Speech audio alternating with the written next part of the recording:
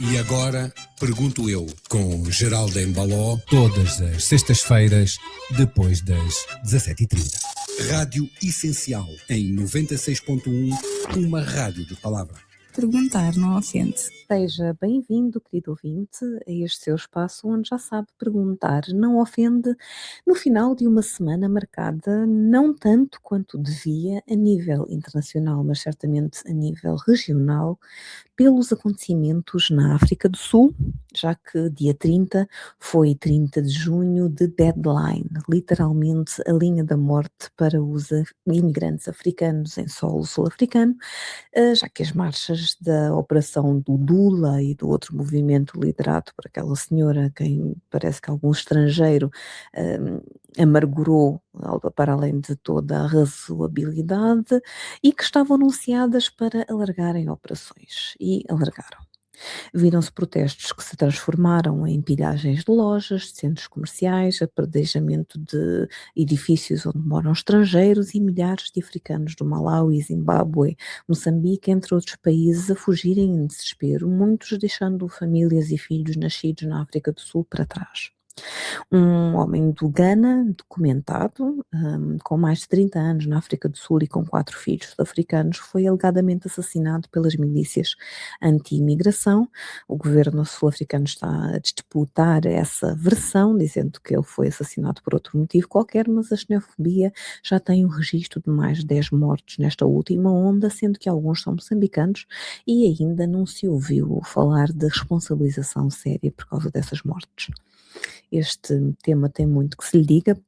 porque conheço muitos sul-africanos que estão absolutamente lívidos com a atitude e as consequências, sobretudo, das ações dos grupos anti-imigração, morrem de vergonha neste momento e que, sem qualquer dúvida, se posicionam publicamente contra as ideias defendidas pelos que marcham. Winnie Mandela fez um vídeo onde falava dessa vergonha e dessa ingratidão que os sul-africanos que andam aí pelas ruas a violentar outros africanos demonstram para com as nações que foram instrumentais para a libertação da África do Sul durante o Apartheid. Julius Malema, também tem feito várias intervenções públicas a condenar a violência de africanos contra africanos, que nos envergonha a todos e que tem os racistas por todo o mundo colonizador, sobretudo, a dizer: estão a ver porque é que os escravizamos? São animais que, deixados à solta, se matam uns aos outros. Há vários outros influencers a falar sobre o facto de o desemprego ter mais a ver com o domínio da economia por algumas facções que o herdaram ainda do tempo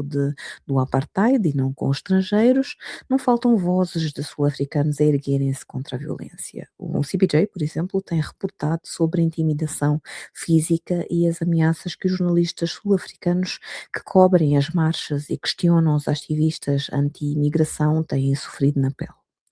Este grupo certamente não representa o coletivo do sentimento sul-africano, mas o encontro do presidente com dois dos líderes desses movimentos, e que já levou um deles, inclusive, a sair das vestes de Zulu para usar um fato dos brancos, pode ter contribuído para a sua legitimização em vez de para a responsabilização pelas mortes resultantes da violência com que estes grupos costumam abordar quem lhes parece estrangeiro, cobrando documentos sob a ameaça de linchamento. Os argumentos dos anti-imigrantes são os mesmos que os brancos usam na Europa para mandarem embora os imigrantes, para criarem políticas anti-imigração tão repelentes como aquela que, por exemplo, levou aos acordos com o Ruanda, entre o Ruanda e o Reino Unido, em que se inventou que se haviam de enviar para lá imigrantes ilegais que chegavam ao Reino Unido, um acordo que foi desmantelado pelo tribunal no Reino Unido, pelo desrespeito aos direitos humanos que representava, mas que foi adotado pelos Estados Unidos de Trump e alargado a outros países africanos como o Congo. Já há imigrantes latinos enviados como pacotes para o Congo porque alegaram que os seus países de origem perigavam a sua segurança, portanto não poderiam ser repatriados. Li uma reportagem sobre uma colombiana com várias doenças sem tratamento no Congo e que o Congo rejeitou, inclusive, receber por causa dessas doenças, mas que foi enviada para lá dos Estados Unidos e que descrevia o terror de sequer sair do alojamento onde tinham sido colocados em Kinshasa. Mas a mensagem destes grupos anti-imigração na África do Sul para os seus irmãos africanos semelhantes tem uma dor acrescida. É diferente de quando os brancos tundam os africanos. Quando os africanos dizem para os outros africanos: "Saiam da África do Sul, vão melhorar os vossos países", essa mensagem dói mais, porque de facto os nossos países deviam estar melhores. Angola, cuja governação levou ao seu próprio êxodo, à fuga voluntária de milhões de angolanos, um número que oscila entre os 2 e os 4 milhões de angolanos nos últimos anos e que, segundo um estudo da Afrobarómetro, leva perto de 60% dos jovens entre os 18 e os 35 anos, com escolaridade ainda por cima, a considerarem fugir também. É um bom reflexo desses países africanos que teriam condições para os seus não quererem emigrar para lado nenhum, mas que faz fugir. E agora pergunto eu, será que este é um fator que contribui para o mutismo das autoridades angolanas quanto à violência contra afro-imigrantes na África do Sul? É verdade que não há casos públicos de vítimas angolanas, mas será que é preciso esperar que existam esses casos para se tomar uma posição condenatória da violência contra estrangeiros negros por lá? E os governos que, como o nosso, fazem de todo o tipo de firulas para se manterem no poder, não se podem responsabilizar pelo êxodo que causam, em vez de governar para melhorar de facto as condições dos seus cidadãos, de modo a que não precisem de fugir em busca de emprego, em busca de segurança, de saúde, de educação.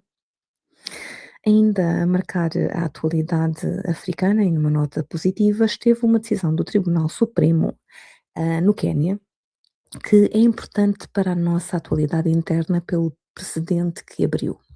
O Tribunal Supremo do Quénia revogou, antes de ontem, uma cláusula central à Lei dos Crimes Cibernéticos que o governo tinha feito aprovar, assim como o nosso, que fez aprovar recentemente, e que conferia ao governo, através da autoridade reguladora criada para o efeito, poderes para suspender e fechar websites com base em argumentos que a sociedade civil, que levou a petição para revisão a tribunal, considerava extremamente vagos. Assim como são vagos os argumentos para suspensões e fechos e multas, no nosso caso, através da lei do cibercrime e da sua irmã, a lei das notícias falsas, em que qualquer assunto que incomode verdadeiramente pode ser criminalizado e fechado o outlet sem tão pouco ser consultado um juiz. Segundo o tribunal queniano, ao contornar os tribunais, essa instância criada pelo governo através dessa lei, que se chama o Comitê Nacional de Coordenação de Informática e Cibercrimes, estava essencialmente a agir como investigador, juiz e carrasco, violando garantias constitucionais fundamentais contra a censura arbitrária. Haja tribunais que defendam a Constituição e os direitos humanos acima do interesse de controle político, querido ouvinte, e é com esperança sempre que marcamos aqui encontro. Até à próxima, na sua Rádio Essencial. E agora, pergunto eu, com Geraldo Embaló, Todas as sextas-feiras, depois das 17h30. Rádio Essencial, em 96.1, uma rádio de palavra. Perguntar não ofende.